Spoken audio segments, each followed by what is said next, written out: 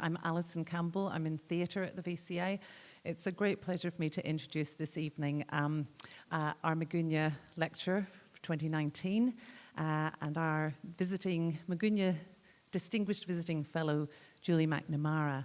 Oh yes, you can.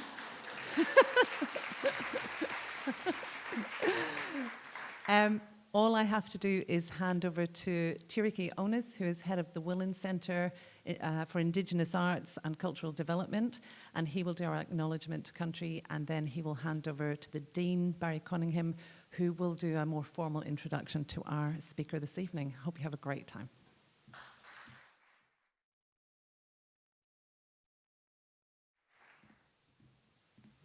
Thank you, Alison. My name's Tiriki Onus. I'm a Yorta Yorta and Dja man, and I hold the great privilege, as so many of us do here at the Faculty of Fine Arts and Music, to practice my art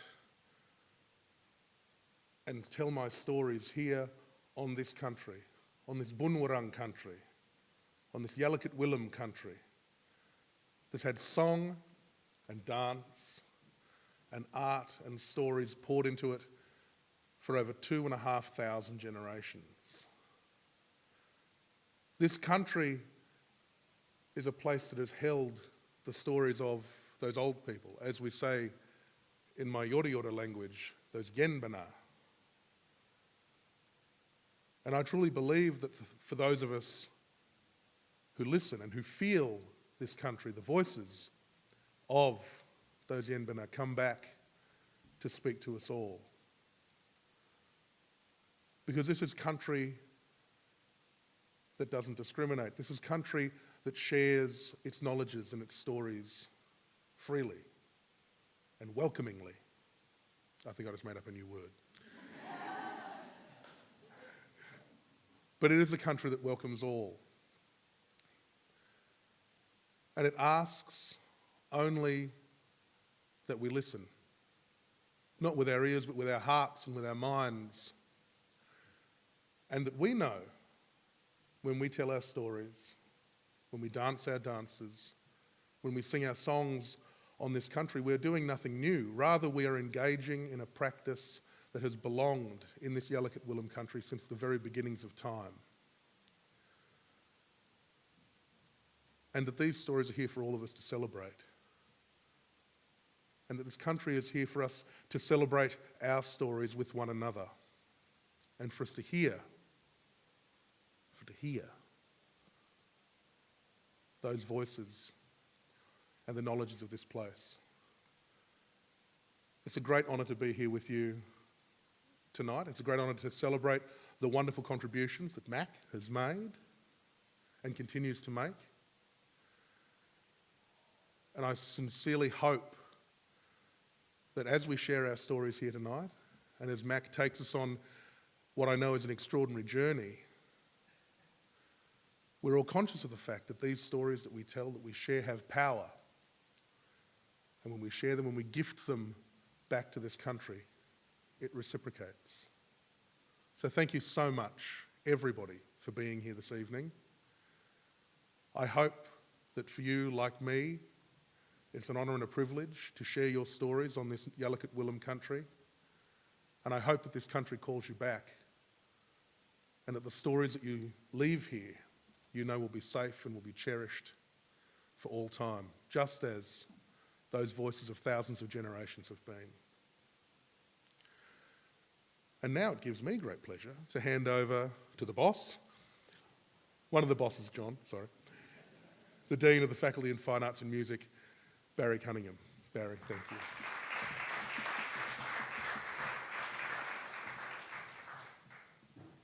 Thank you, Tiriki. Thank you, Alison. I always have a great privilege, honour, and I hope convey to you the humility, the privilege it is to work for this institution. And by that I mean the University of Melbourne, which we're part of, and we're proud that the tradition of university continues to evolve, and I think tonight is yet another evolution in how universities become more open, more free, and more willing to share with the entire community the values of something that has lasted for a relatively short time in terms of our traditional owners, but certainly for 1,000 or plus years, universities have been places of freedom, of openness, of skepticism, and above all, of learning. So what better person for me to have the honour of introducing is Julie McNamara, who it took me a while to figure out who Big Mac was, and in fact, when I met Julie, a lovely meeting, we had a chance to talk. I wasn't sure of the irony of Big Mac, but I think I'm pretty sure now. As many, even if most of you would know, Julie McNamara is a leading international artist and activist in disability arts. She's the artistic director of Vital Xposure, funded by the Arts Council of England in their national portfolio, as one of the UK's leading disability-led touring theatre companies. Driven by social justice, and I think those of you who haven't met or heard Julie yet, the word driven is very appropriate. Driven by social justice, she's had a lifelong preoccupation with disavowed voices on the political periphery. Her particular interests are in voices from locked-in spaces, secure hospitals, mental health and criminal justice systems, and discourses of madness and representations of madness on stage has been her passion and her contribution. She's an award-winning playwright, screenwriter, and indeed there's a list of acknowledgements here from around the world about her documentaries and other screenwriting awards. She's published widely in poetry anthologies and in non-fiction discourses on disability and mental health. And she has a substantial theatre production history both in the UK and on the international stage, including Australia, Canada, Brazil, USA, New Zealand and Ireland. And in fact, recent productions include Voices from the Knitting Circle, lifting the lid on the closed world of UK asylums and secure hospitals, written from survivor testimony, and the Butch Monologues by Laura Bridgman was recently staged here in Melbourne at Theatre Works. So it was great pleasure I introduced Julie to address us tonight in the Miegunyah lecture. This is a very important series that goes throughout the University of Melbourne, where international, important speakers are invited to enhance the discussion and the dialogue that goes on. And certainly at this faculty, where we hold dear to what you've just heard from Tiriki, to try and not only perpetuate what the traditional owners have been doing for thousands of generations, but even resuscitate the level of integration that comes from an examination of Indigenous culture, and integration where everybody feels a part of the society and the community, and that art and life and all the things in it are of one. And I hope that as we work with our students and staff, and as we have speakers like Julie, we move towards that aspiration. So, great pleasure to introduce Julie to speak to us tonight.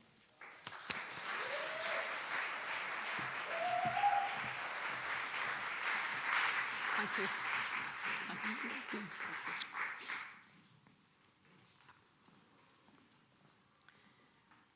I'm just checking. Oh, great, it's on. Lovely. Thank you very, very much for having me. I'd just like to say, first off, I'm a blow-in. Some of us live in the land, some of us came and took it from you. I stand in solidarity with Indigenous peoples from this land. This land was never ceded. And after 200 years and more, there's still incarceration. There's still prejudice. There's still so much work we all have to do. So I'm delighted, Tiriki, that you'd have me here. And delighted also to hear about the heart connection and the feelings through story, because that's the way I live my life. If I haven't said hello to you yet, it's because I can't see you. And I only can't see you because I've got a brain injury. You need to know I look like this, but not for long in this light. Do you know what I mean? For those of you that were hoping for captioning tonight, you've got none. It terrifies the life out of me. Sometimes access issues and access aesthetics clash, and I cannot live with that LED stage text thing going on. The last time I had that on stage, I literally had a seizure. Now, while that might be funny for you, it's not for me. So, no captioning. But I do know we're filming tonight, and we've got a brilliant edit team who are going to put subtitles along the bottom. So you'll love that when you get it eventually. For those of you who are visually impaired, let me share something with you. I am white. Politically white? What does that mean where I come from the lands I come from, which is still contested land, although I was born in Liverpool of 2 Irish people, Catholic and Protestant. They didn't marry, they ran away to be together. I learned from 2 rebels, and they were the best you could make. Bonnie and Clyde of the Mersey. So I'm politically white, but what does that mean? I was raised to be politically aggressive, not necessarily politically aware. I stand before you, 5'7", 1.69 or 70 actually, with a little bit of a heel on tonight. Long limbs, taut sinews. I'm told I walk through the room like my father. That disturbs me sometimes. I'm a butch dyke, masculine of centre, a masculine woman. I was born with a vagina. You won't get to see that tonight, I'm just telling you. I'm wearing what could be called the Cripping's tartan. Let's call it a plaid. The Crippings, the queer Crips, my trusted tribe gathered in the front row, and some of them in the back, hiding from me because they know if I spot them, I'll haul them in. For those of you who are visually impaired, you are part of my trusted tribe. And we'll touch skin later, but right now, straight to the point. I came here to talk about what would it feel like to normalise, to make quotidian, ordinary, I can't even spell quotidian, don't ask me to. Ordinary, the idea of non-normative bodies, neurodiverse minds, unruly bodies and minds, unleashed inside the academy or in public spaces. Why isn't that ordinary? Why is that still remarkable? Why did I have to do 2, maybe 3 toilet tours on campus to make sure things were accessible and comfortable for people? As your distinguished visiting lecturer. By the way, I'm no more distinguished than every single human being gathered in here tonight. Thank you so much for coming, because without you, I wouldn't be here. I go back to my very first moment, actually, on this land. I always think of it as the heart of the world, the red rock, the pulse. When I first was allowed near the space you call Uluru, I hope you now call it Uluru. I hope we're not climbing up it. Thank you. Wow. When I first arrived in Melbourne, I met with a guy I used to busk with around Sidmouth Folk Festival. There's somebody else who sings around folk festivals in here. And we were heading our way to Port Fairy. But when I arrived at Melbourne, there was Willie, just outside the airport. And I was fed up, actually, at that long, long flight. So came out, sat outside, and there he was. And I went, "Oh, my God, Willie, what are you doing here?" He said, "I've lived here for 12,000 generations. What are you doing here?" So I get it. I'm a blowing. This first slide features Alison Lapper, one of our collaborators and somebody I've been talking to about probably my favourite commission I've done over the last few years around museum spaces. Alison Lapper, you may have heard her name. A guy called Mark Quinn, who's non-disabled. Thank you. That intake of breath is absolutely right. Created a fabulous statue of Alison Lapper that was featured in Trafalgar Square. I'll come to that in a bit. I loved Alison Lapper's work because it made such an impact on me. She's a brilliant artist. And this series of slides that she created was her projections around anger, being a disabled woman. Part of her whole project called Beauty and Damage, or Beauty Out of Damage. Wonderful piece. Can we move to the next slide, please? This woman's a national treasure. So here am I in Melbourne all those years ago, and I was invited by Crusader Hillis to do a piece of work I called Pigtails.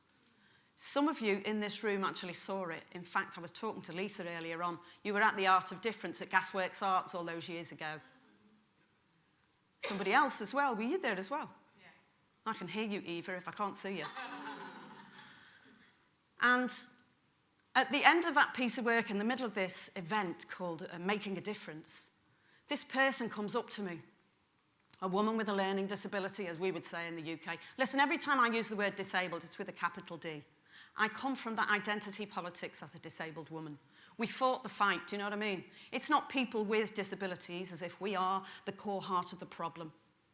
It's actually disabled people with a capital DP. And, you know, call me an anarchist, but we're reclaiming every time. Sorry, that's probably BSL. I'll sit in my hands. So Rachel High up here, featured on each of these slides, you can see is quite a phenomenal human. In each slide, she is gesturing, telling me exactly what to do. She came up to me in the bar. Please come in, don't hide out there. Honestly, you're very welcome. I can hear you. Come on in. Hiya. Are you comfortable where you are? Okay, I'm not going to drag you into the light then. Name and shame you and all that. So Rachel comes up to me into the bar at Gasworks Arts, and she says, I like your work. I said, thank you very much. You're going to come here and mentor me. And I very patronisingly said, I come from a long way away. Now, I think I'm so right on. I've got it covered around disability. What a heap of crap. Because in that moment, what I was betraying was actually what I saw first, was her learning disability. She's become one of my long-term collaborators. Rachel will be seeing this film later, so I'm just going to give her a wave. Rachel, still all about you, I know. She said, I was born in Middlesex. My father could have been a £10 pom. I went, was he? She went, nope. I went, oh, okay. I will go and speak to my director. She will find money. You will come here, not to Melbourne. Meet me in Adelaide. That's where I live. And you will mentor me there. And that's exactly what she did. She went, she found the funds. I came over to work with No Strings Attached Theatre. Not attached theatre. That's a technical hitch. And we've become long-term collaborators. Can I see the next slide, please? Rachel High, just over a year ago, in the Cripping's Christmas show, I think it was December the 3rd, International Day of People with Disabilities in Australia. Back home, it's International Day of Disabled People. And at the heart of that event, we brought Rach over from Adelaide, or actually, Rach insisted on coming from Adelaide, what's the point? And we were each doing sketches around risky business. And we went back to an old sketch we'd made together, which was about using the body to barter. Now, she knew I'd had operations on both breasts, and she's fascinated by this, so she wanted to trace my scars. So she decided we would play with tattoos as the idea. We created a parlour. I chose the name Princess for her. She chose Steak for me. And it's a joy working with Rachel. When I asked her, what do we call this sketch? She said, well, it's tit for tat tattoos. I thought that was the brightest, sparkiest, most creative response I'd heard. What I've learned working with Rachel is to put her first, every time. And I learned the hard way because I too am prejudiced. We all are. We absolutely all are. I'm checking it out every day. I'm surprised constantly by my own nonsense. And I'm here talking about the way I've learned is to get it wrong every time. With Rach, she'd come over to London. She was on her way to Ireland to do this great talk at the World Congress on Down Syndrome. I kid you not, that's exactly what they call it, for want of a better name. And I'd sent the script to Rachel about 6 months ahead of time so she could put it together. She learns to remember a story through rhythm, repetition, and through placement on stage, which actually is exactly the way I work around placement on stage. We had enormous fun with that piece of work.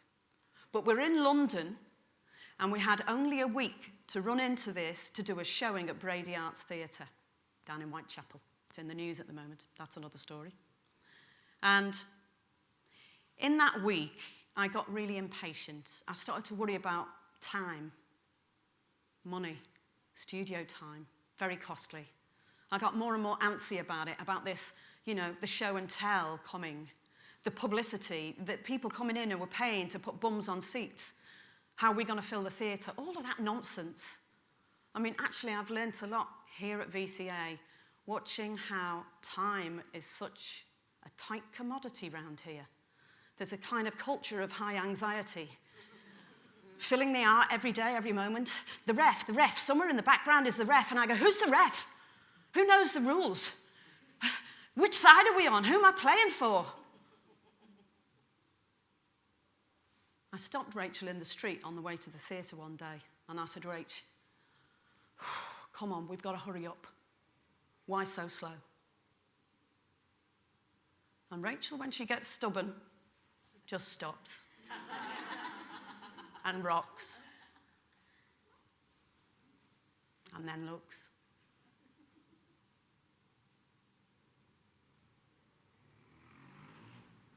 And waits. She looked me straight in the face and she said, what's wrong with slow? And do you know what? I can't answer that. Unless I'm in the middle of the fast lane, in the middle of the traffic, what is wrong with slow? Why don't we have time to dream and plan together? Why don't we make space for each other? I was Theatre Works the other night. It was rammed, it was absolutely filled. I got caught up in a corner because the lights were too bright and I couldn't cope with the sound. I was a bit overwhelmed. I'm pretty sure other people feel like that sometimes. But my friends got caught in another corner. And one of my friends happens to use a wheelchair. And did anyone think of moving their arses out of her face so that she could actually get through and we could have a chat? Why don't we have more time for each other? Why aren't we making space? There's a kind of passive lateral violence going on in the way we wipe each other out because we're so, time is a commodity, it's precious. We're so pressured. Next slide, please. Back to Alison Lapper. She used her body to create a piece called The Alternative Venus. Again, part of Beauty Out of Damage. And Alison's work had always impacted on me. When I used to, a long time ago, I love that sound, by the way, keep it in. I don't know what it was. Oh God, I once had to do a gig where about 5 people in the room had Tourette's, and I had to make it part of the script, honest to God. So that's a bit like that. Mechanical voice is part of it, Anyway, Alison Lapper, back to her, thank you. Beauty Out of Damage. She put in a bid to the Arts Council in England to get some funding to create the alternative Venus de Milo. Again. Her funding was turned down. Next slide, please. This chappie got a wad of funding that very same year. Mark Quinn, Alison Lapper pregnant.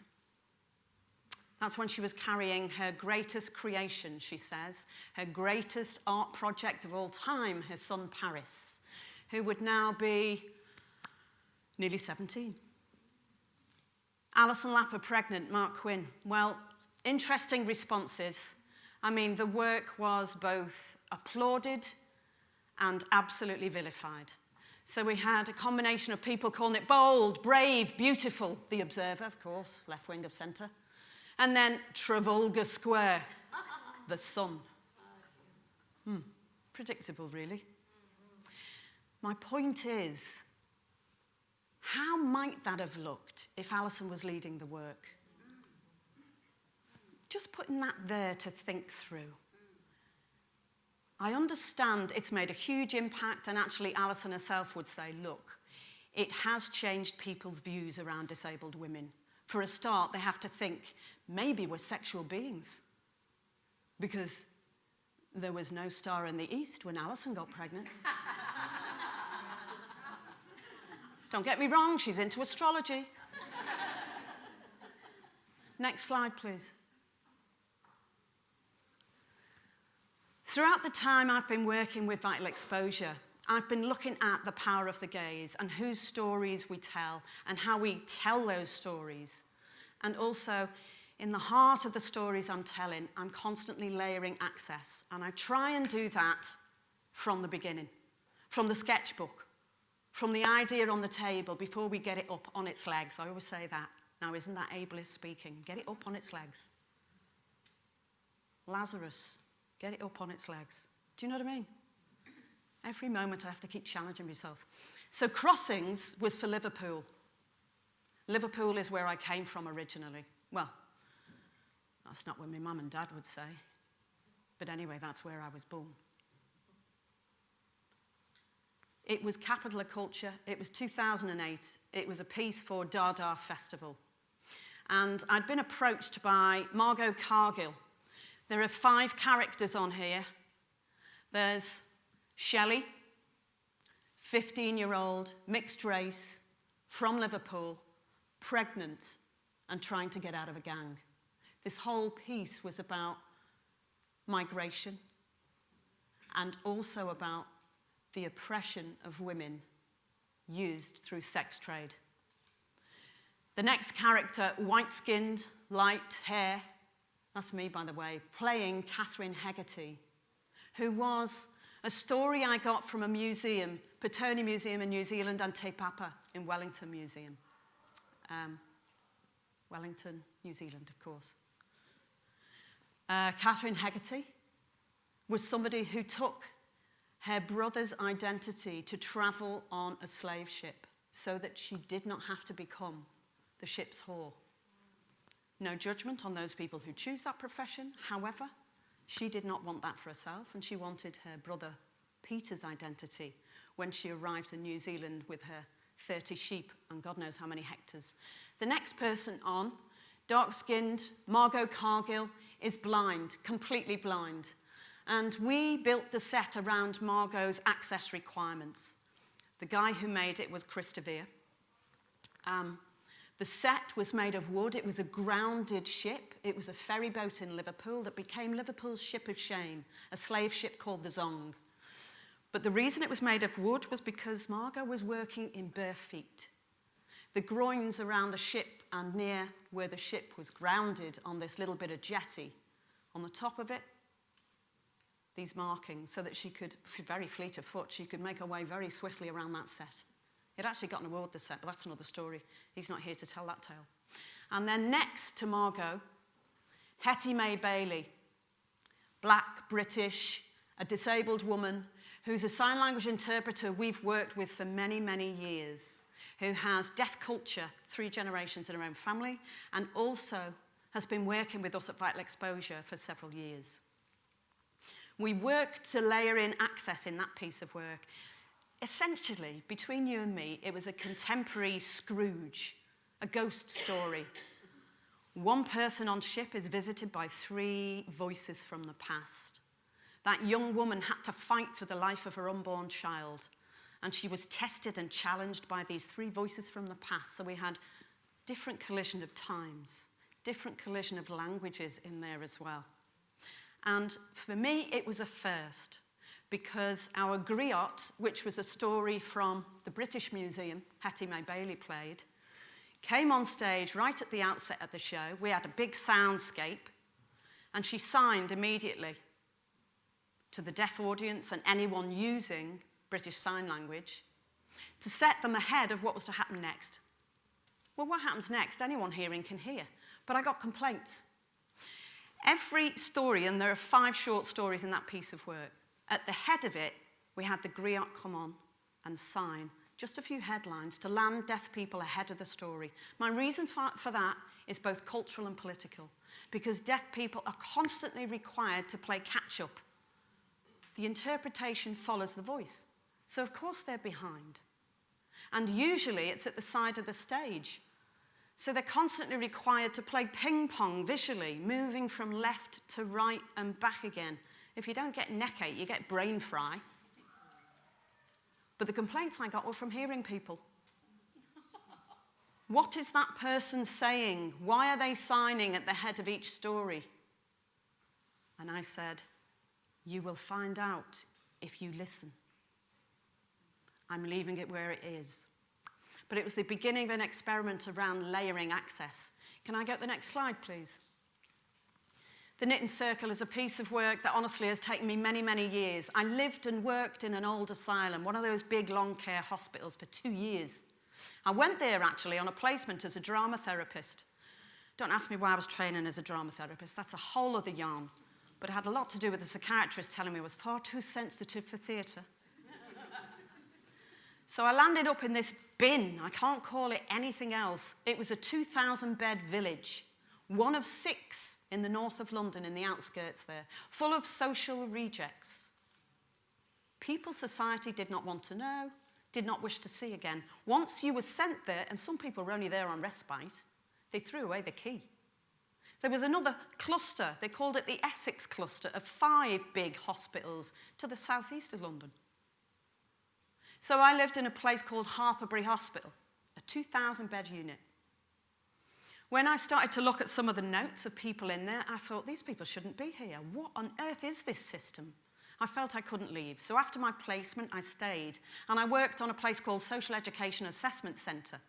I was teaching social skills. I know, that's a laugh, isn't it? Yes, you know me too well. Teaching social skills. I'm still learning myself. Look, I wanted to bring together women who I knew shared the same histories. Many of them were in there because it said on their notes they were morally deficient. They'd had a child out of wedlock. The child had been removed and taken somewhere else. Some of those children landed up in Australia. For all I know, that may be part of your story, so forgive me, we'll talk about that later. I went to, it was old school nursing system hierarchy. I went to the matron who was called Sister Mary Francis. She's the only name I hold on to because that woman was well ahead of her time. She died on the job at 54. But let me tell you, she knew every single patient's name, all 2,000 and probably more.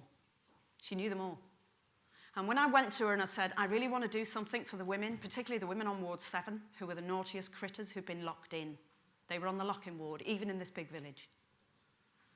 And the reason I wanted to do that was to encourage them to talk to each other, because it was during the era that Margaret Thatcher became an icon of social justice. Oh, how we laugh. She was selling off all the land to make money. She was closing down the system and calling it community care. But there were no resources in the community. So we created a system where people could start to talk for themselves about where they wanted to go when they were decanted into the community. They called the whole thing the decant. I asked Sister Mary Francis, could I run a women's group? She said, oh, you'll never get away with that inside here. Not unless you seem to be doing something for the hospital shop. I said, why should I? It's all about money. So I said, well, what will I do? Well, now, why don't you run a knitting circle? I said, I can't knit. Oh, that doesn't matter. I know a woman who can. So she released Nan Sweeney from Ward 7. Now, Ward 7 is where the naughtiest critters were, remember? Locked in. So suddenly I'm giving Nan Sweeney a pair of knitting needles and a crochet hook. What's wrong with this picture? But I ran that knitting group alongside a nurse called Mary O'Dwyer for about 8 months, maybe more. And what we were doing was encouraging people to talk to each other about the past. We were also rehearsing case conferences. We used our theatre skills to imagine what we would say in a case conference full of 13 people who are making decisions about your life when you're decanted from the world you've known for, 30, 40 years. Sometimes more. I met a woman who'd been in there from the age of 9. 47 years she did for stealing a bicycle. I'd love to see that bicycle. So in 2009, I found an old cassette tape. Some of you won't know what that is. In the old days, we had these little plastic things with ribbon in. I don't know how it works, some kind of electronic signal as the cassette reels round, and you hear these voices. I could hear voices anyway, but never mind. So I found an old cassette, and on it I was listening to these stories, and I thought, oh my God, what happened to those women? That was that group. What became of them? So I put feelers out through Survivors Speak Out, through Out of Sight, Out of Mind, through the national mental health campaigning organisations, and bit by bit, word got round. I got over 70 stories, and I then had to, close down the call out because there were just so many who had never been heard before. Their stories weren't told. I got Paulette Randall, our director at the time, who ended up doing the biggest gig on earth because she directed the opening ceremony of the Olympics with Danny Boyle. Now, I've got no competition with that. I couldn't afford that gig, so she left halfway through the knitting circle, but I have this to say. She stayed long enough to create this fabulous piece of work with us that absolutely sold out at Soho Theatre. And that would have been 2009-10. By 2011, we'd toured for 18 months, and everywhere we went, utterly sold out. It wasn't a particularly brilliant piece of work, but it was telling people's stories, people from that particular group. And then one day I received the phone call, and the phone call came from a care worker who was working just up the road in Enfield, in London. And she rang me up and she said, are you Julie McNamara? I said, what's what left of me? Did you work in Harperbury Hospital? I said, yes, I did. I said, oh, you're looking for tickets for the knitting circle? Because me, it's all about me, of course. I'm thinking, oh, you love my work and you want to come and see it, so, you know. Again, nonsense. There's 3 people here who want to talk to you. They heard you on radio. They would like a reunion with you. I said, who are you talking about?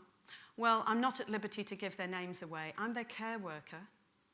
But apparently you lived with them and they want a reunion on the grounds of Harperbury Hospital where you all used to live. They were in your knitting group. And I couldn't believe it. And the first thing I said was, hang on, they closed that down, didn't they? In the early 90s. Wasn't that closed down? Wasn't everybody decanted? She said, oh, I beg to differ, it's still open. There are 63 former patients you would have had living in the cottages inside that village now. So I went there, of course, with Charlotte Kim Yonchu, another long-term collaborator who runs Film Pro, and we've worked together on the Disability Film Festivals for years. And I said to Charlotte, we've got to get down there, but let's go a couple of hours ahead because I think this is going to be quite traumatic, this visit. And one of the things I'd asked that care worker was, please make sure we've got safeguards in place. Can we make sure that there's enough people to support those 3 women who want to come back on the grounds where we used to live? To make sure that actually, whatever happened for them, they'd be well looked after. We had the most amazing reunion, I tell you. Standing on the ground of that place was bizarre after all those years. I mean, I ran that group, 34 years ago. This reunion was 2011. And we filmed. We made a party together. I was at Betty's 80th party 2 years ago. It's amazing how they thrived and survived and how their stories are still out there. Can I go to the next slide? Look, that piece of work went for 18 months. I decided to try something completely new because I discovered there were more voices inside who were deaf women just thrown inside the system because they were deaf. And I thought, okay, then we need to make sure that this is a completely bilingual piece of work. So I had 2 deaf actors working with us. Caroline Parker here at the bottom, Ali Briggs at the top. And the other 3 characters, thank you, au revoir, somebody's just left. The other 3 characters on this stage, 2 are hearing actors who sign, and the other is somebody who's learning Makaton, which is a basic sign language for people with learning disabilities. Many of those signs would be in common kind of thing, in the groundwork of the full language. My mistake was to think that this was a great idea, 8 people on stage. I'd just like to draw your attention to the very busy patterns of these dresses, for a start. Look, it's culturally accurate because they were the 1980s and people inside that system wore clothing that looked like they dropped out the 1950s. The curtains at the back, we literally went to Harperbury Hospital in one of the wards and photographed it, and we took samples of some of their stuff as well. I know I'm a tea leaf, a thief, but can you imagine? I'd like to draw your attention to the gaze. So I'm looking at 5 women. Each one of them is looking in a different direction. The focus is supposed to be on this deaf actor here. Caroline Parker in the front is looking at a pattern, a knitting pattern. We're retelling the story of some of those women from the group who'd had their children taken from them.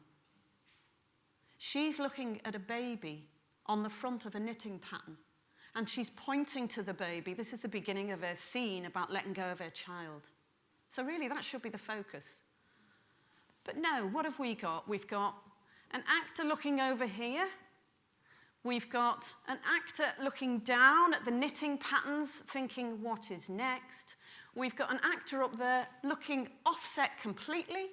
We've got an actor over there looking, and I can tell that's Becky signing something. She's got a finger or a thumb stroked down her cheek, about to sign something offset. 5 different folk. Look, it was too busy. But the interesting thing for me was how deaf people regionally in the country responded to that piece of work, or the people in the work, both. To the north, we got bouquets. I kid you not, at Dada Festival, which is the Deaf and Disability Arts Festival based in Liverpool, one of the biggest disability arts festivals in the world, still going strong. Delighted. Jane Cordell, who's the chair of that organisation, said, bouquets, bouquets, best thing I've seen with sign language at the heart of it. We get down south, London. It's like, what are you doing, mate? The signing, they look like windmills. Everything's too loud, it's too noisy, it's too noisy. We're more subtle down in London. I learned something fresh every time I took that piece of work out. You have the next slide, please. The commission I started to tell you about at the very outset, that Alison Lapper and I have kind of bonded on, which is investigating what goes on behind museums. I was given this brilliant provocation by Richard Sandell and Jocelyn Dodd, who asked me to go inside their museum collections and lift the lid on the representation of disabled people. They asked me to go in with one question. Why are some lives more highly valued than others? That question stays with me. And to be honest, if I look back over the lifetime of my work, over 30 years now, that's been at the heart of what I'm trying to pick apart. Why are some lives more highly valued than others? And what are we doing about that? Are we happy to accept that? Are we going along with that trope? I fell in love with a giant. These 2 slides here feature a giant puppet nearly 15 foot tall. It's on display at Normansfield Asylum, which actually is now Langdon Down Museum of Learning Disability. It's down near Hampton Court Palace. Yeah, there's lots of palaces for royalty. This giant is the original. It's 163 years of age. They wouldn't let me take it out, by the way. Well, of course not. In fact, I wasn't supposed to touch it.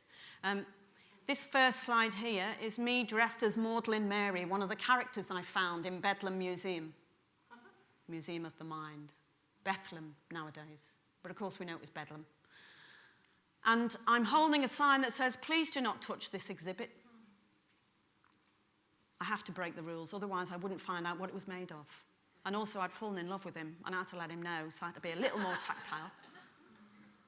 The second one, as you can see, we are in a full embrace there. As I look into the eyes, or actually up through the beard, of an almost 15-foot puppet. I'll tell you what was fascinating about it. When I climbed inside, it's made of this massive whiskey barrel. All wood, steam bent, and all the rest of it, you know? He had made this himself. Materials he'd found inside the hospital. This guy, James Henry Pullen, was put away as an idiot. A guy born in London, in Dalston, just down the road from where I live when I'm back there, born in 1835. He finally finished this in 1862. He was put away at the age of 12. I went through his notes and discovered actually he was deaf. But he was down as an idiot and later known as the genius of Earlswood because he was a self-taught mechanical engineer and he had made 3 different puppets en route to his kind of success as a self-taught carpenter, carver, engineer. He made that puppet so that its ears waggled, its jaw opened, its eyes with these wonderful little Venetian blinds and the lifts through the eye ducts, these little kind of tallies with tiny little ropes, could open the eyes, flash the eyelashes. His arms moved, but pièce de résistance, he had made a little railway track around the bottom of the head on the neck. And he'd made all of the ball bearings himself, so that head could swivel 360 degrees. That was to frighten the nurses, and also... And some of the people who used to come in on the summer fete days when they were all wheeled out, the patients from that particular asylum were wheeled out onto the grass and the patrons would come in to watch the lunatics make lively. It was his guardian. It's written about in his notes, in his medical notes. And I went through the notes with a careful tooth comb because he was described as somebody who had no language, who only used one word, who could not read and write. And yet, we know that in one of his carvings, inside the tongue was a drawer, and inside the drawer was a carefully penned poem to his grandfather. Weeping for the loss of his grandfather and for the shadow over the moon is the way he described the poem. Can we move on? Yeah. So it became my passion to have a rebuild, to make a replica of this puppet, to take it out onto Liberty Festival, Liberty for freedom, but to cast people who would, in the old days, have been described as idiots, who now challenge that, who are actors with learning disabilities, thriving and flourishing in the community, living a life just as good as you and me, just as distinguished a visiting fellow as me, whatever that means. And so we took over the Olympic Park with our own replica puppet. This is him. I think his fist might be a bit more tightly clenched than the original. That may have been me projecting something about the battle ahead. And what we do know about James Henry Pullen is that he used to sneak out of the asylum over the wall and he fell in love with a local barmaid in one of the taverns nearby. And he asked her to marry him and she said yes. So he went to the people there, what do they call them, registrars or the seniors in that nursing hierarchy in them days and said, I request permission to marry. They refused him permission. He wouldn't have been allowed to because of legislation, but they conned him. They told him to mollify him that Queen Victoria had requested him as an admiral of her fleet. Now, they knew he was into anything to do with ships. He was also into anything shiny. So they offered him an admiral's uniform. They gave him a jacket with shiny buttons. Not unlike the one I'm wearing now, actually, thinking about it. Anyway, he gave up his desire to marry in exchange for being an admiral of the fleet because he was told an admiral could never marry. But he was allowed to use that uniform and wear it every day, which he did, apparently, until he finally died after his 66 years inside. But when we built our replica, oh, joy of joys, we devised a piece of theatre together looking at freedom of speech, looking at United Nations protections of disabled people, and looking at what we could get away with inside Liberty Park, inside that festival on the stadium where the Olympics was first shown in 2012. And what was great was all of those people with learning disabilities giving their own voice and saying what they wanted to happen with this character we brought out, and they led that parade right the way through the park. Disability-led theatre. Disability-led. Whose voice was there first? Now, you could argue it's a conceit of mine, really, speaking about James Henry Pullen from his voice. He's not here to tell his story. You know, there's an arrogance in me saying that. There's also the fact that what we have written down was only ever written by medics, you know, whether it was the doctors or the nurses who were describing his behaviour. It's debatable. Poetic license. Let me away with that for now. Next slide, please. So I'm passionate about the trouble with access, and one of the reasons I'm here is talking tonight, but also running a series of workshops with some of the people who are gathered here today. And I'm looking at how we can layer in access, constantly playing with fresh ideas. I know a lot of you are working with this yourselves. There's some fabulous work happening in Australia. We're on the cusp of big changes. And I think it'd be great if we could all get together and go, okay, what worked for you?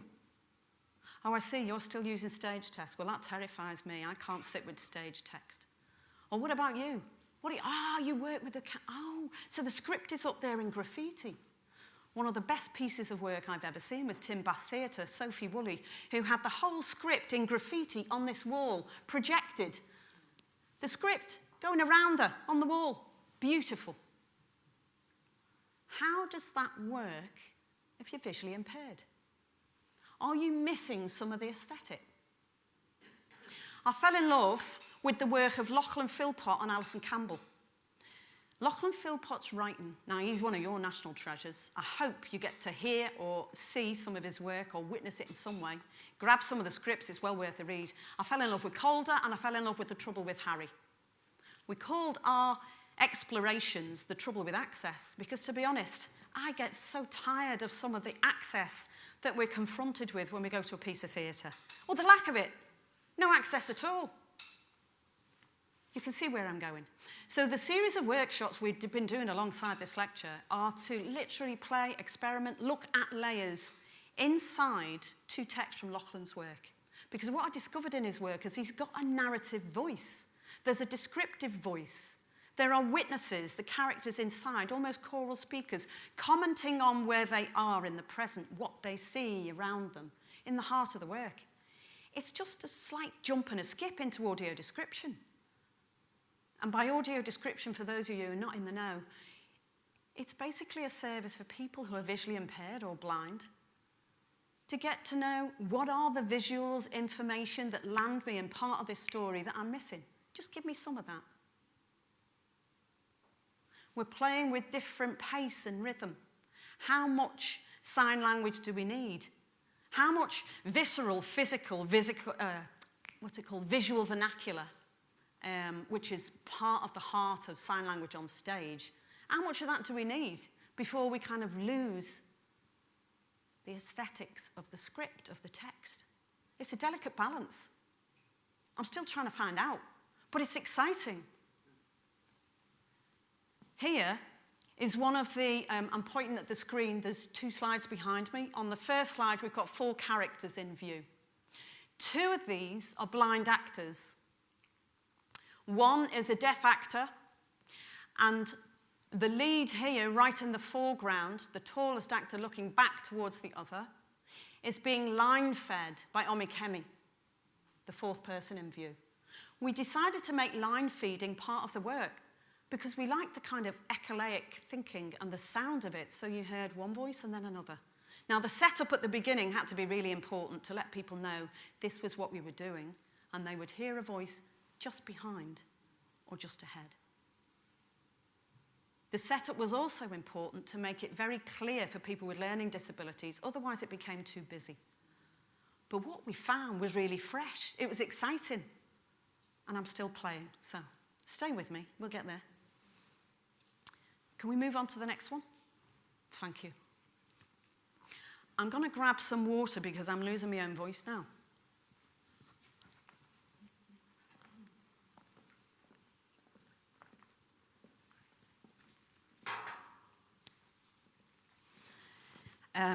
These images I just put up is from a piece of work I did with my mother. Let me stay. My mother had Alzheimer's. I say had because she died 5 months ago. I like to think she's gone on to the next adventure. And let me tell you, 16 years with Alzheimer's is tough. But she enjoyed it. She is somebody, quite honestly, I can say, she challenged the negative trope around somebody who's given that diagnosis. From the moment she got it, first off, she was afraid. She was terrified of losing us. And I was in New Zealand when she first got that diagnosis. But thereafter, she made a decision that she was going to make this work for her. And by God, she did. Everywhere we went, it was a party just for her. And everywhere we went, and I'll tell you, if you're going to get it, this is the way to go. Everywhere we went, she was in charge. And she let you know it. So when I said to her, I want to make a piece of work because I think your view of the world is very, very different, and are you happy with us doing that together? Oh, God, we had to go through the safeguarding.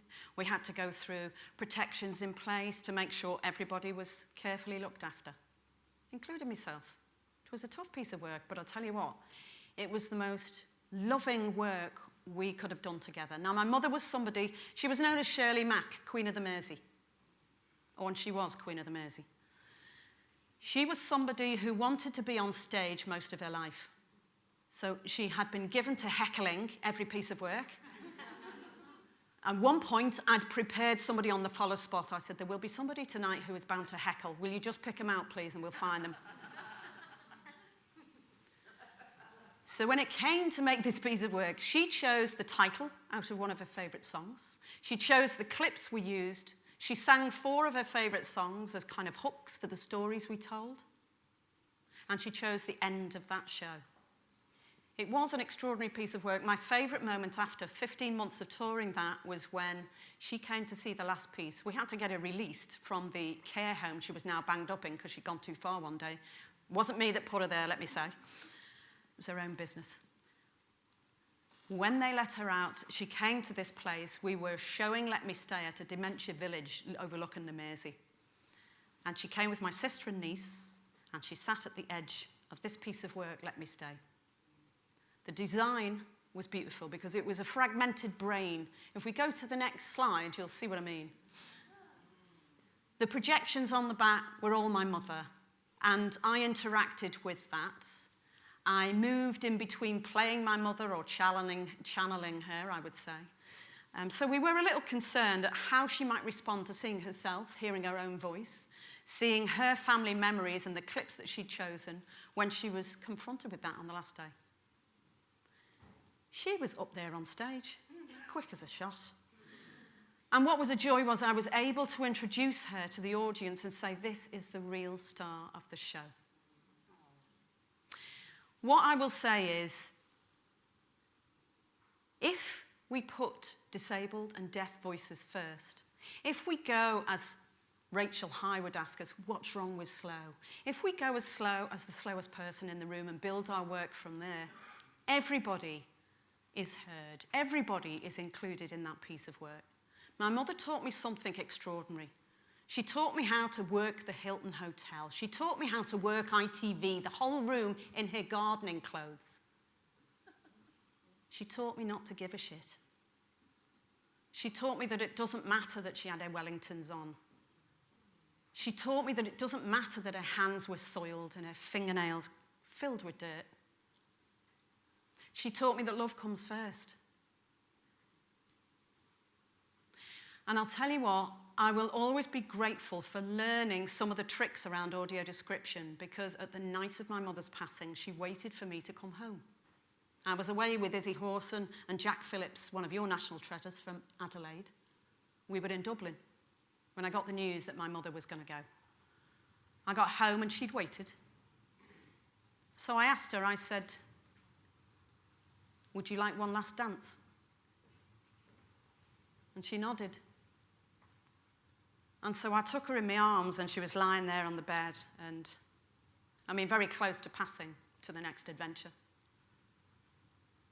And I described for her, I said, Shirley, you're wearing your favourite dress, 1950s, floral frock, full circle. Oh, you can spin in this and you can spin on a sixpence. At every corner of this room, we're in the Older Soldo, your favourite dance hall. Can you feel the parquet floor underfoot? Can you smell that musty polish? Those big, raggedy red velvet curtains on the side with the gold brocade tassels. You used to tug at them, you brought one home one dance night. All your favourite boyfriends, and there were many, all your favourite boyfriends are gathered about you. Frank's there, that was me dad. in his shabby shoes. They've got that dodgy Glenn Miller band on again. Can you hear them? Yeah. Brenda's here, your sister. She borrowed your dress and she's got your makeup on. I know it really annoyed you. She'll give that lippy back one day. Are you ready to dance? And she nodded. And I sang her favourite song to her. Forever and ever, our hearts will be true. Sweetheart, forever, I'll wait for you. We both made a promise that we'd never part.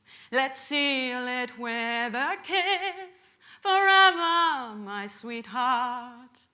Let bygones be bygones forever. We'll fall in love once again. So let's tell the world of our new love divine. Forever and ever you'll be mine. Forever and ever you'll be mine. And all the way through, she had one hand up going like this. And I said, are you conducting the band? She nodded. I said, there's no change there. You better keep going then. There's somebody waiting for the next dance. Your dance card is full. And she closed her eyes, and a few hours later she passed, beautifully, peacefully. And I will always be grateful for those few sessions of audio description I was taught earlier on. Just to be able to stay with her in the moment, you know. I'm going to end tonight's talk because my mouth's dry and you're looking weary, and let's get out there because there is food and drink, and I want you to drink and eat us out of house and home. Do you know what I mean? I was trying to say out of house and home. It's not even mine. But I'm going to leave you one last comment, because the elephant in the room is what happened last night with that budget. Can we have the last slide, please? So, back in the UK, what they did to us as disabled people over the last 5 years was try and starve us out of existence with a whole new system called PIP. Your system here is called NDIS. They made that system back home in UK the most complex bureaucratic nightmare to get through, having taken away funding around independent living, funding around mobility support, funding from disability tax credits, funding, you name it, they took it away, they're still taking it away. Over the last 5 years of that awful government we now have in place, and I can't even talk to you about Brexit and that nonsense, what a massive game of poker that was. Well, Boris Johnson went to play cricket, David Cameron went off and had a holiday, Nigel Farage just hid during that nonsense. 5 years. 28% of austerity measures have been shouldered by deaf and disabled people. Do not let this happen here. Why is there no outcry today after what happened last night? £7 billion underspend, and $6 billion they're clawing. Sorry, it's not a pound, it's dollars. $6 billion clawed back from NDIS because, as they say, there's an underuse of the service. Really? Really? I know for a fact that people have got caught up in this awful system, which I hate to think has been borrowed from the UK, but I'm beginning to smell a rat. I agree. I totally agree with you. What are we going to do? Can I just say we need to work together, all of us, with care and compassion for each other? And I just want to remind you, when we get outside, there'll be a rush for the food. I'll be first out there, let me tell you. They've got the Prosecco out there already poured. I'll be the first. But can I just remind you, those of us who are tall and walkies, please remember our comrades and colleagues who may be using a chair, may be shorter in stature, may be different in speed. What's wrong with slow? Let's do it together. Thank you. Thank you. Thank you. I've got to say a whole list of thank yous. Do you do them before you do the Q&A or after? Oh, after the Q&A. Oh, yeah. Thank you. Thank you. Thank you. Thank you. Thank you. Thank you.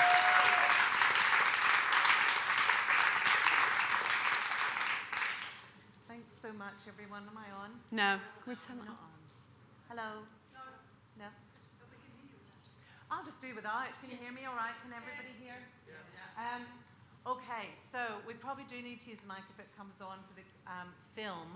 And we are a little bit short of time, but I suspect there were a few questions. So we'd love to take some. Are you happy to take some questions? Anything. What? Yeah, sorry. Techie, please let me back on. I'll give you a Prosecco. What do we need to do? Oh, sorry. Sorry, everybody. Thank you.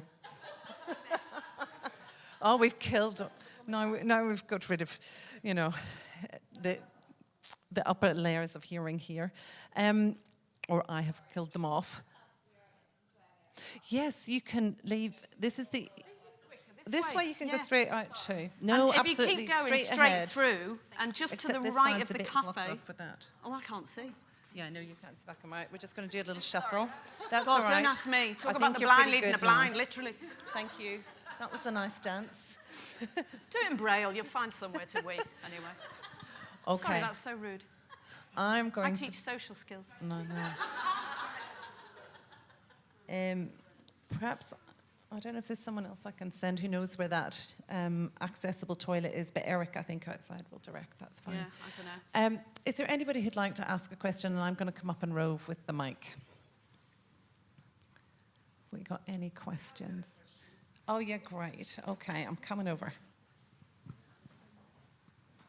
That sounds like Dan Morris. It's Dan Morris, all right. Brilliant. Thank you so much, Mac, for that amazing talk and just giving us that kind of thumbnail sketch of your amazing, broad, long experience in this space. It's really, really inspiring, and I loved it.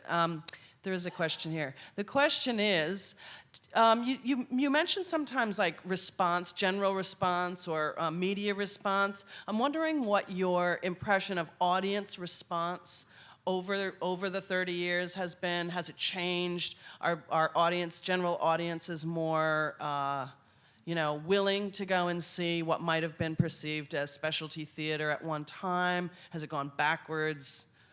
Can you give us an idea? Is this on? Oh, yeah, it is. Thank you.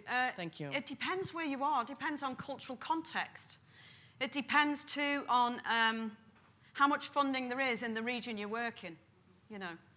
I took that piece of work I did with my mum, Let Me Stay, to the Highlands and Islands of Scotland. I absolutely adored working in care homes, but I was very swiftly aware that people there were starved of culture locally and actually thrilled to have a piece of work in with sign language at the heart of it.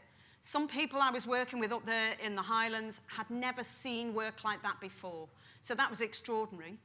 I could take it to Hackney, the same piece of work, and they're like, oh, go on, that signing's like a windmill. Oh. Do you know what I mean? I mean, you get it. Context, how much funding, how much exposure people have had to the kind of work we're doing. Depends where you are. Thank you. Great, we've got one here. From Brilliant. Sarah. Thank you.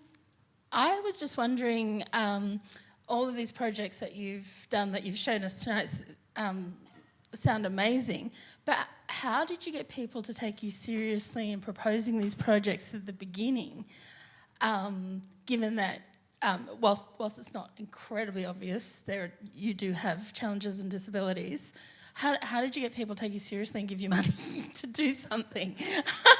Sorry. It's a great question. Yep. It's a great question.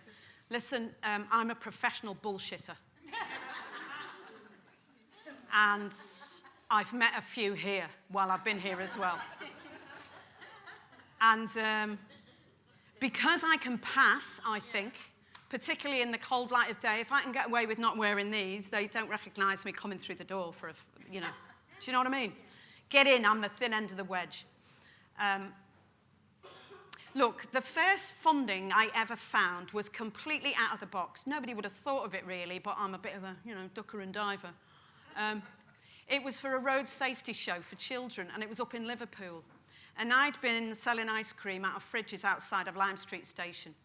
And I was aware that actually a lot of the statistics around road accidents, children of a certain age, were kids running out for ice cream to ice cream vans. Now, it's not that Liverpool ice cream drivers are particularly murderous. No. It was the lack of road safety and education in schools or what have you. So we took this road safety show around schools, but in order to fund it, I wrote to Cheshire Made Ice Cream that used to supply us, and I went, do you know the statistics of children who are dying, children who are injured, children who are absolutely mashed on your roads are because they're looking for your ice cream? So the first funding we got was 500 quid from Cheshire Made Ice Cream. I'm a bullshitter. Oh, I'll tell you another one as well. This is slightly barking mad. Well, it is. I'm a mad woman made good. You must have checked that by now. I got funding through the drugs industry because I wrote these letters, and then I just changed the name at the top of them and sent them out around the drugs industry to all of the kind of makers of various medication. I wrote to them and I said, look here, old chap, I'm a marvellous role model. I've been munching your stuff for many years. How would you like to have me on your poster? How would you like, and I offered all sorts of nonsense. Anyway, some of them gave me money to go away. GlaxoSmithKline gave us £1,000 for each project we did over a year, and then, at a cost of £1,000 a day, sent a team of 5 people to come and watch us for a day, shadow me. Oh, and that was the most uncomfortable experience. But that was money. ICI, who've probably disabled more people across the industry than war, across the world even, they gave us 30,000 quid over 3 years for our Disability Film Festival. But that's because they had to tick their box, and I knew that. I knew there was a kind of shift in corporate social care and responsibility, and I've always got my nose out for who's giving money away. So let's have a chat later. Thank you. We've also had sponsorship from Wicked, from, I can't remember now which Prosecco it was, but a load of plonk. You can always get a load of plonk. I love that response, whoever that was. Thank you. Yes, that is the right response. Is there a last question? As you've probably, oh, there's one up there. I'll probably make it the last. Oh, there's one down here, Jax, as well. So maybe I'll take 2 more questions. As you can probably tell, Mac will talk for a long time out in, out in the foyer as well, till you're done. So I'll go up here and then I'll come down to you, Jax, and that'll be the last one, if that's all right. Can't see who's in the back, but that's okay. Far away. Can I just ask about the creative process? How much do you dominate the script writing process, or are you writing about the actors' lives? And in performance, is it linear narrative or slices of life? Well, hang on, can I have one question at a time? That's a cluster. Let's start with the first one, the process. Yeah. You spot it. I think I do dominate the script sometimes. It's never about the actors' lives. No. I do choose actors who I think have lived experience, and I'll check that in with them. So, for example, the Knitting Circle was a wonderful process to work with. We cast 6 actors who each had some kind of experience around mental health, either somebody in the family or their own lived experience, or one of them had actually run a halfway house during the years of Decant. And out in the community had supported, it was actually in Greek Street in Soho, supported a women's hostel. That process, we matched 6 actors up with 6 former patients, 6 former members of staff, because they'd become just as institutionalised. And I sent them off with 3 questions. Who are you? What are you doing here? And where should you be? And then I brought the 6 actors back into the annex of, near the hospital kind of thing in this, it was near People Show Theatre, and hot-seated them. By that, we put each one at a time in the seat and asked those 3 questions. Who are you? What are you doing here? Where should you be? And I kept making notes, because I didn't want it to be just about who I remembered during those 2 years in the asylum. Didn't want it to be just about my experience of that. I wanted to hear from those experiences the actors had lived through in those investigations, but also the 70-odd storytellers that we had coming back in. Do you know what I mean? So that was an extraordinary process, and that took me a long time, and that was careful unpicking. The weight of responsibility around those testimonies was huge. I had to make composite characters and tease out the themes, because there were themes in common to all of those storytellers about what they'd lived through in those walls, behind those walls. What was your other question? Yeah, just how the works present. Is it just a straightforward narrative, or do you play around with form? Do you experiment with the form of the... I experiment with all sorts of stuff. I mean, what I forgot to say before was Crossings, for example, which was about migration, sexual slavery. We had the sign language interpreting on the sails of the ship, as well as the griot coming forward and landing people in advance with sign language at the beginning of each of the 5 stories. I use projection a lot. I use the written word inside the projection. The Disappearance of Dorothy Lawrence, which was about a young journalist who'd got lost in the First World War in the trenches. She served for 15 days, dressed as a man called Sapper Lawrence. That set was fabulous because we had this kind of dishevelled asylum on one side that disappeared into a bar on the trenches. And the windows were kind of where we projected, back projection, 2 characters in dialogue, and all of the sign language was projection of these 2 characters from the trenches looking down on the First World War scene and commenting throughout. And we had the whole script in text as well. That wasn't LED stage text, by the way. It was projection. So we had some poor sod up in a technical desk, literally. They had something like 500 cues to land that whole script. That was tough. Who wants a job like that, eh? Oh, you're on. You're on. Be careful. Have I answered your questions? Okay. Okay, it's going to be the last one here with Jax, and then you can do whatever else you need to say. Oh, yeah, I've got a list of people I need to That's thank. good. We could do that in the bar. Because also Eric's pre-poured the Prosecco, you know, and... I know, it's going warm. Sorry, I won't hold us up. I guess I just want to bring the tone down a little with my final question. And that is, where's the sex, Mac? Where's the sex? Yeah, I mean, I know you're a fabulous queer gender rebel person, and I guess I was hoping for a little bit more discussion of disability and sexuality and how that relates to work. And I didn't see it, and I wonder whether it's there and I've missed it, or whether you have avoided highlighting that tonight, or it's something that you don't often highlight in work. No, I usually do, actually. Okay. Pigtails had quite a bit of sex in it. Good to know. Did you ever see Pigtails? No. Ah, okay. So, yeah, that was a very queer piece of work, young girl raised as a boy. I wrote that in 2000, so it was kind of ahead of its time in some ways. And what happens to Pig, the main character in that story, when they're confronted with, discovering that they're actually not the male they thought they were in their head, when they hit the streets, when they hit the queer bars, when they hit the psychiatrist's couch, and when they're finally trussed up in the back of a police van. So that's a very sex-driven piece of work, because it's all about desire and how you find your sense of your sexual identity. If ever we do, some of us, do you know what I mean? Tonight, I felt like Alison Lapper was holding that space. But, I mean, I'm not sure about her sexuality, but Alison Lapper, pregnant, speaks something about sex and disabled women. Yeah, I haven't said too much about sex. Should we talk in the bar? Sure. Jax, is that a pickup line? It's just, I can't read your facial expression. Need you to be clear. I love that. Okay, we're going to close this Oh, yes, up. I'm very Mark. sorry. I would like to say social skills. I teach social skills.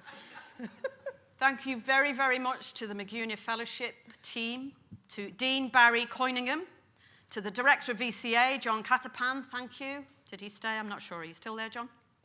No, they No, will have see? to go to their things. Theatre at the VCA, thank you very much. The Head of Theatre, Matt Delbridge. Thank you very, very much to Alison Campbell, who was put on the spot tonight and suddenly became MC, as well as somebody running around with a microphone, as well as somebody trying to calm my neurosis before going on tonight. What does that say? Oh, yeah, I can't read that. Never mind. Thank you very, very much to Tiriki Onus for having me. Coming to see you, Tiriki, at 3 o'clock next Thursday. I'll remember that. Thank you very, very much to the Toilet King, Wayne Williams, who discovered a hidden toilet out the back.